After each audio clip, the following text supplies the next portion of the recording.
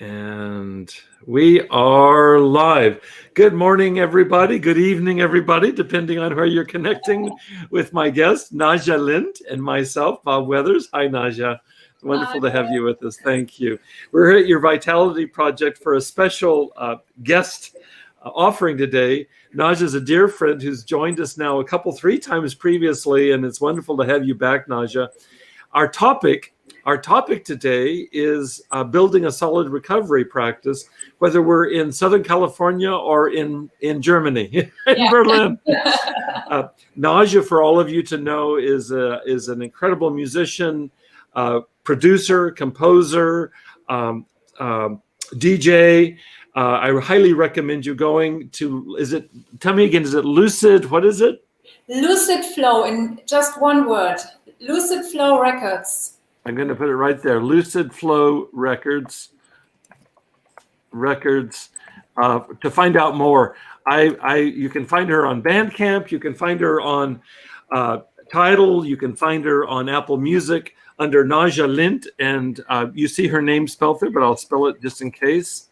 And you can also find her at 𝐴WAKE Technologies with her incredible meditation tracks, many of which feature binaural beats, and that's produced by our mutual friends, John and Pam Dupuis. So that's a little bit about 𝗏𝗟, but we share in common a real commitment to daily practice, and that's the topic for this morning, this evening. And I'd just love to have you share any observations or any tips that you might offer, 𝗏𝗟. We're all ears. Well, for me, it starts in the morning with my breathwork sessions. It's a certain routine I learned from Sadhguru. And it really it really helps me being rooted, being grounded, even when times are difficult. You just have this inner layer of security, kind of, I would say. It's a wonderful thing about breath work, isn't it? Is that it's always that near, that available. It doesn't require any additional technology. It's at the very core. You know, in both the Jewish and the Christian traditions, the word for breath, it's ruach in Hebrew and it's pneuma in Greek. You might be well aware that they're both translated into English as spirit. The word for spirit is breath, and so to think how close our breath is to our soul or our spirit. And it is our spirit. It is also our connection to the environment, because what comes in from outside goes in us and comes out again, and it's the exchange with the environment. We forget. I'm reading right now a book as part of my early morning quiet time. You might be familiar with Mark Nepo, his book, The Book of Awakening. And he was just talking yesterday. He's a poet that writes about spirituality. And he was writing about what would it be like to breathe in with no barriers, to breathe in the world and to breathe out into the world. The same thing with utter humility, with utter generosity. Our breath can become the focus of our entire spiritual practice. So it's wonderful to focus on the breath. Any thoughts for those that might be listening in terms of how you couple together music with breathing? I'm just interested to know if you have any thoughts about that. Yes, I created some of my ambient, my binaural meditation tracks where I introduce breathing, or I focus on the breathing and holding the breath a certain time, breathing out for a certain time, and like those kind of routines. And I think, as you said, the breath is always there, and it helps you. It can help you getting excited, as well as calming down and getting rid of your anxiety, calms the nervous system down. So it's always there, and it has to be always there in order to become a good routine that you can use when you are stressed. Because when we are stressed, we forget almost everything. You can't think properly. So it has to be something that is always there and very easy to access. So breath is the main routine. Yeah, you remind me just now of our mutual friend through 𝗂𝗟𝗏, Angela McLeod, who's been a guest here on a number of occasions. Angela's developed quite an interest and quite a bit of expertise here in recent times with nervous system regulation, and the idea that Stephen Porges and others talk about, that when we breathe, we move from the dorsal to the ventral vagus nerve, and that's one of the most effective ways to really shift energy. I think about it in terms of moving from the the stress system, the survival system in the brain, to moving towards being able to access the frontal cortex.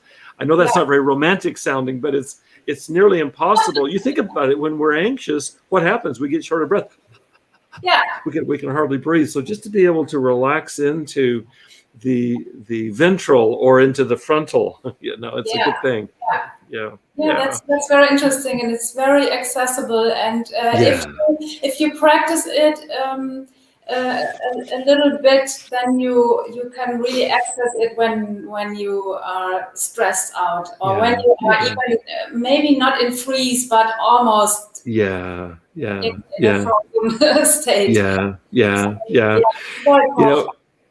I met you, first of all, in Utah a couple of summers ago at John and Pam's place, which was just absolutely blissful to me. Speaking of breathing, we spent a lot of time every morning just breathing together as a group.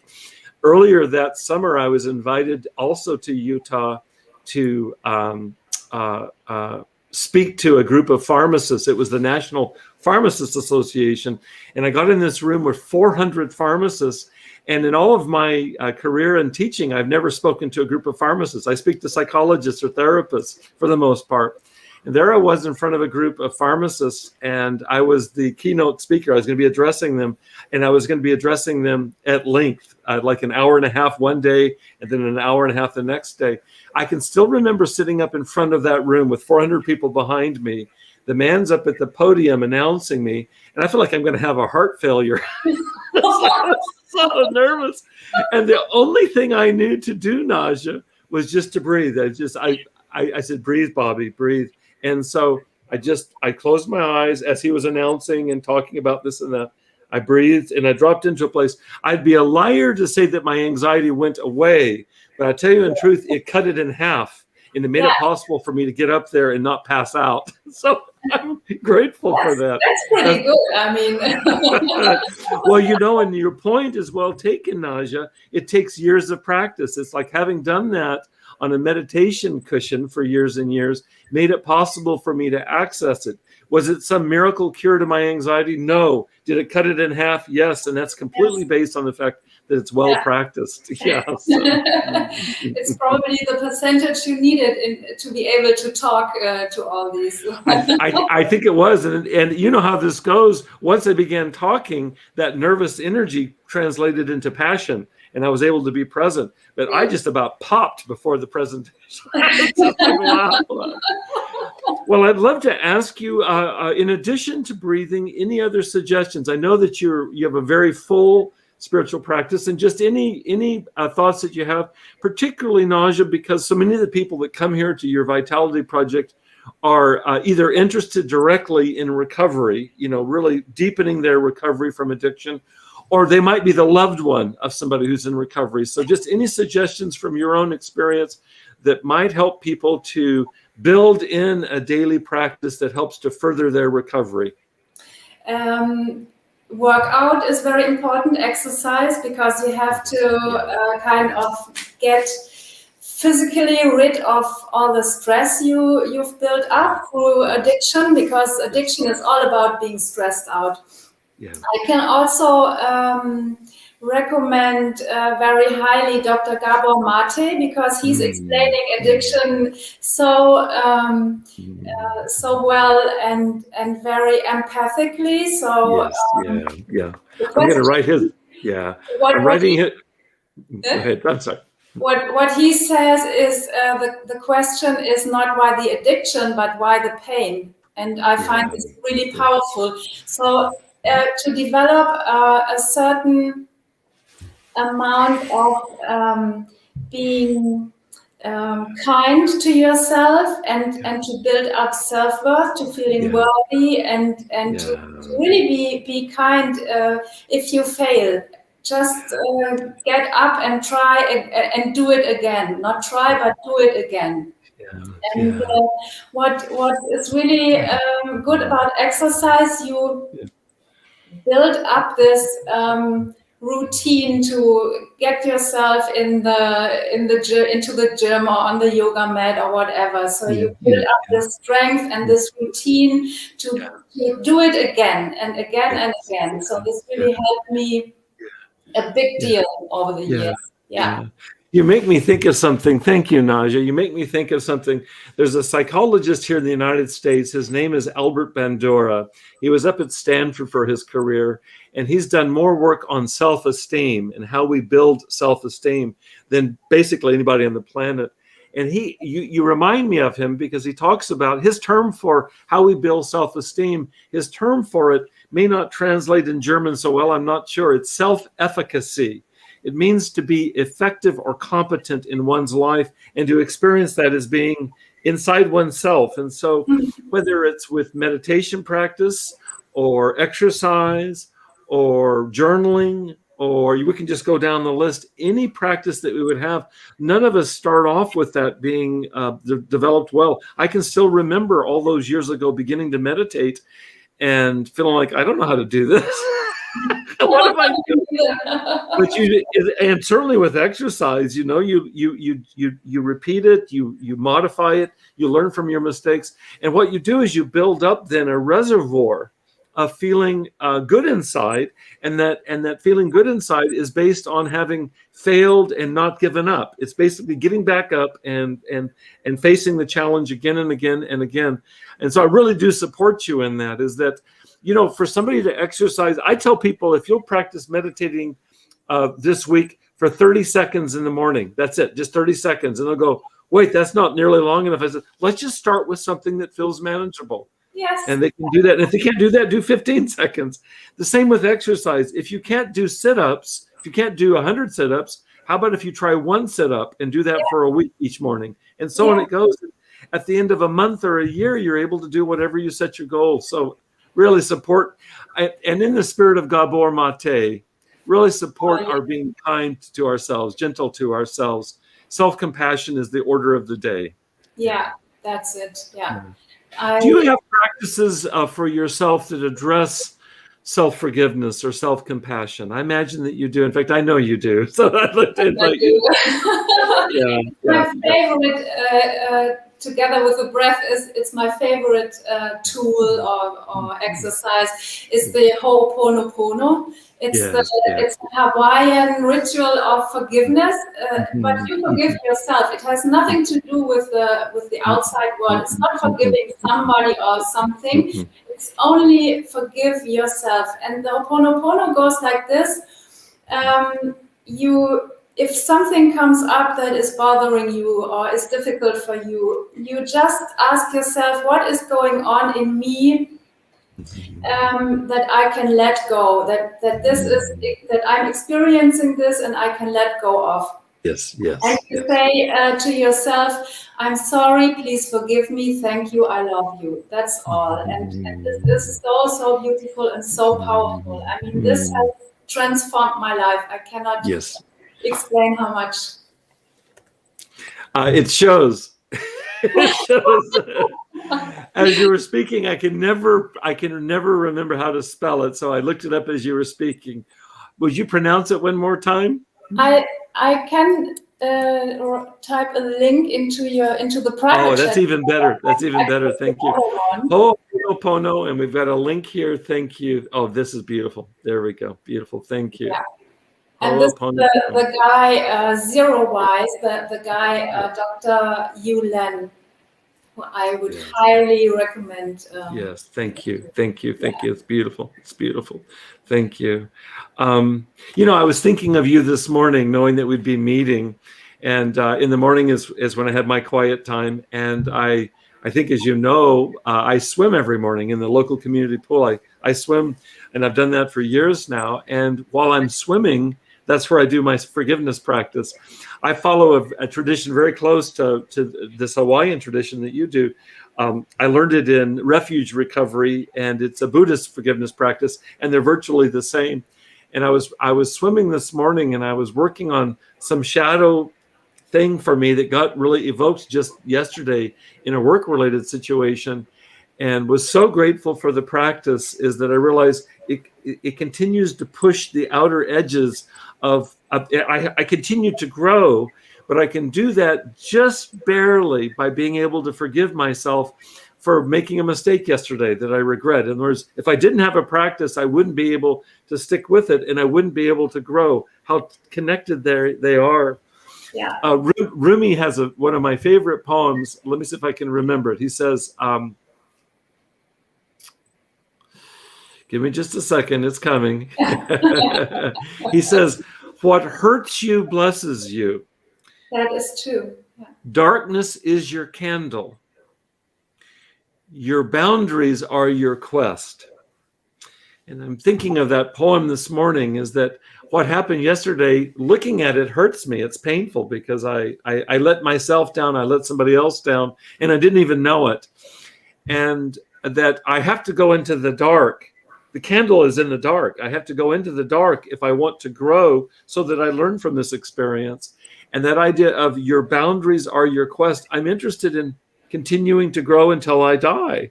Yeah. And it requires courage, but it also takes, I think for me, I know for me, Naja, it takes having a forgiveness practice that makes it possible to face the darkness. Otherwise, I'm overcome by it, and then I'll hide, I'll avoid it, I'll stay away from it. Yeah. So all of that was this morning, and I was thinking of meeting with you, realizing I know that you value Ho'oponopono in your daily life, and it's something that we have in common, is that right in the heart of our daily practice is self-compassion or self-forgiveness. Yeah, and all my friends, I recommended it to, and who are practicing it, and I remind them, I mean, miracles happen. It's yes, really true. Yes. It's amazing. Yes, yes. Yeah.